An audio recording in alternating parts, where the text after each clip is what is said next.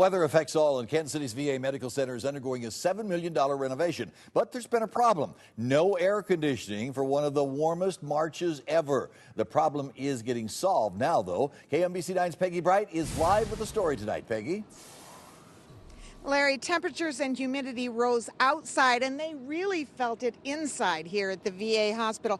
One viewer sent us a picture of a short-term remedy, a portable chiller. At one point, the viewer told us it was 75 degrees in the hallway and quite uncomfortable. The VA has known this time would come during the course of its renovations because the work is scheduled to go on through June.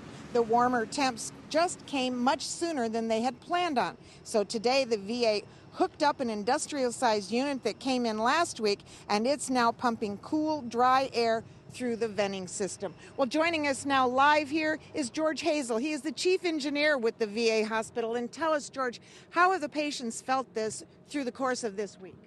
Well, it has been a little bit warm, especially in some of those lobby and waiting areas, but we have put first priority on our patient care areas, and several weeks ago we started introducing temporary cooling units as well as a number of window units to help cool down those patient care areas first. And now it's feeling better? And now it's feeling much better, and of course with this temporary unit, this very large temporary unit, and to get an idea as to how big this temporary unit is, it was rolled in here on 3 trailers that are pulled down the highway by tractor trailer rigs. It's a very large industrial unit, and we have seen a significant reduction in temperatures in most of those areas, and it continues to come down during the course of the day. We'll see a lot more progress again tomorrow.